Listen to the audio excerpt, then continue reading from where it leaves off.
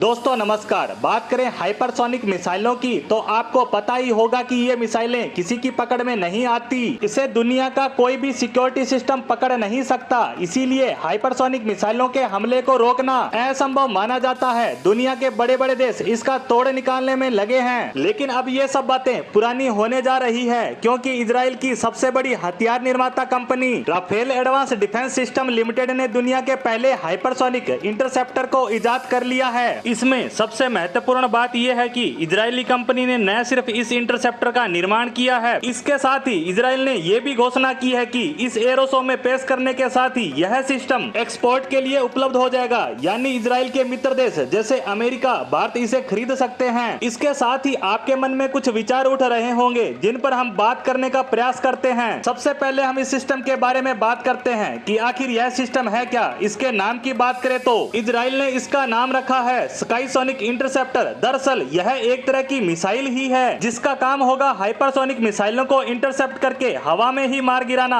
अब बात करते हैं कि यह काम कैसे करता है, तो इसके बारे में कंपनी ने अभी तक पूरी जानकारी नहीं दी है, लेकिन इतना बताया गया है कि स्काईसोनिक इंटरसेप्टर 10 मैक की स्पीड तक चलने वाले हथियारों को मार कर गिरा सकता है। 10 मैक यानी आवाज की रफ्तार से 10 गुना ज्यादा तेज चलने वाली मिसाइल, मतलब कि 343 मीटर प्रति सेकंड। इसे किलोमीटर में समझने की कोशिश करें तो 12,350 किलोमीटर प्रति घंटा की रफ्तार से चलने वाली मिसाइलों को यह स्काईसोनिक सिस्टम मारकर गिरा सकता है। अब आप विचार कर रहे होंगे कि क्या वाकई में इस स्पीड की मिसाइलों को मार गिराया जा सकता है, तो आपको बता दें कि इसे लेकर इजराइल ने अभी तक कोई सबूत नहीं दिए हैं। इसका कारण है कि इजराइल के पास अभी तक हाइपरसोनिक मिसाइल मौजूद नहीं है, इसी कारण वे इस इंटरसेप्टर का टेस्ट नहीं कर पाए हैं। अब आप सोचेंगे कि तो इन्हें कैसे पता चला कि यह इंटरसेप्टर हाइपरसोनिक मिसाइलों को मारकर गिरा सकता है, तो आपको बता दें कि इन्होंने इस सिस्टम का निर्माण अब तक की मौजूद हाइपरसोनिक मिसाइलों के डाटा के आधार पर किया है और इस आधार पर कंप्यूटराइज्ड हाइपरसोनिक मिसाइल पर इसे टेस्ट किया गया। रियल लाइफ में इस इंटरसेप्टर का कोई टेस्ट अभी तक नहीं हो पाया है। अब आप कहेंगे कि क्या